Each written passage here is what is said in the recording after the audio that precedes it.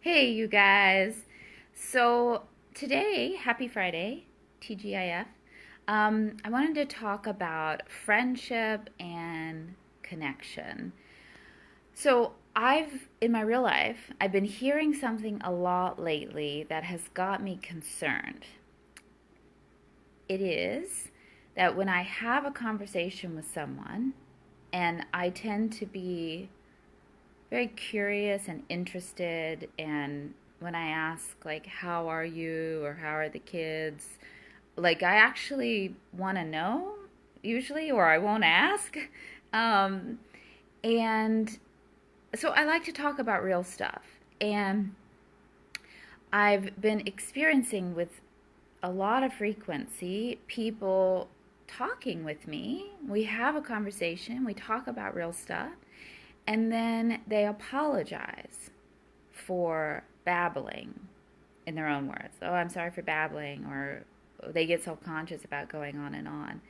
And again, this happens a lot. And for me, I didn't see it that way at all, and I felt like we were just having a conversation. And it's making me wonder, like, are we really talking to each other? Like, how many people are having real conversations with the people that they encounter? Hello, my friend.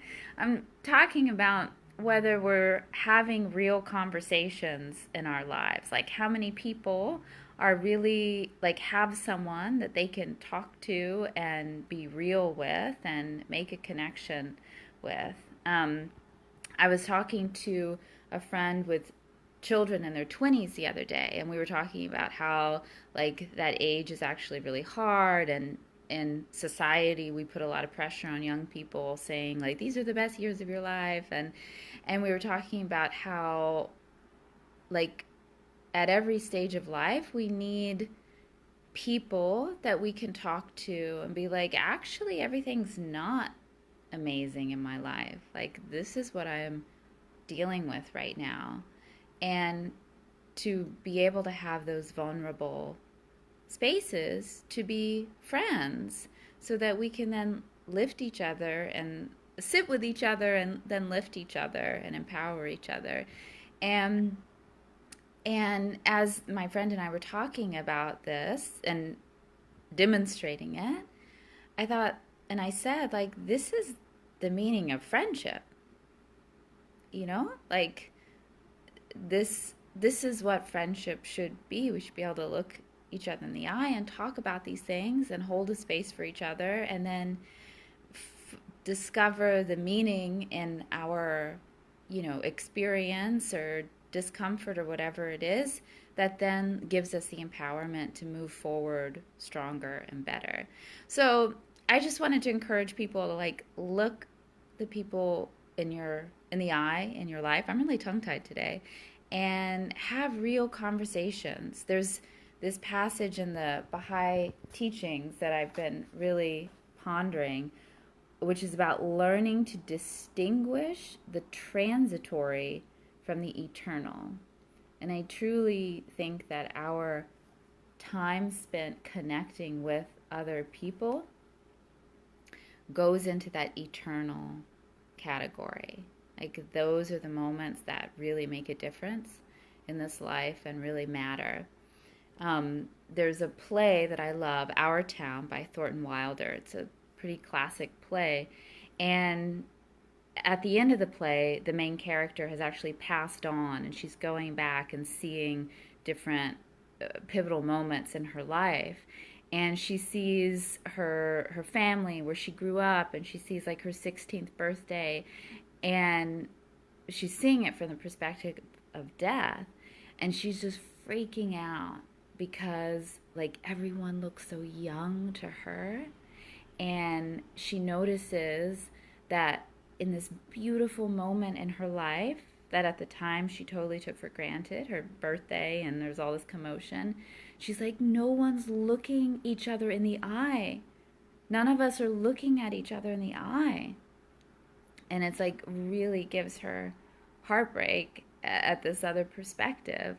So if you're watching this, you're alive, and we have a chance to do something about it. And lastly, maybe this is kind of where my commitment to this really comes from.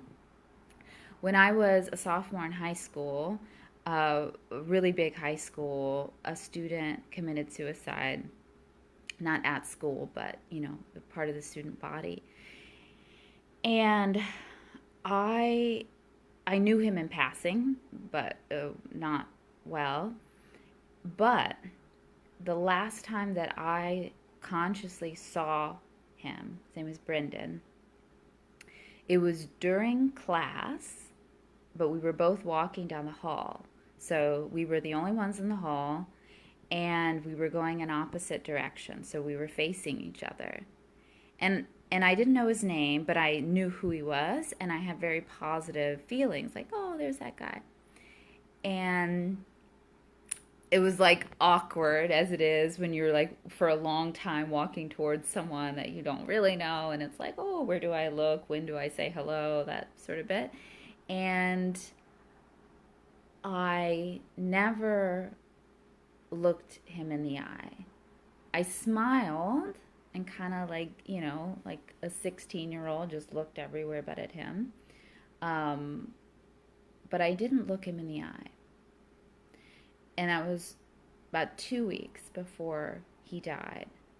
And obviously I've never forgotten that. And as awkward as it is to look people in the eye, let alone like semi-strangers or total strangers, you're just a lot more likely to regret not looking someone in the eye as looking at them in the eye. So that's my Friday thought as you move into the weekend. Like, who can you have a real conversation with? Who can you ask how they are and really mean it, and sit with them and listen and look people in the eye, even the strangers, and maybe you'll make their day a little brighter. All right. Bye, you guys.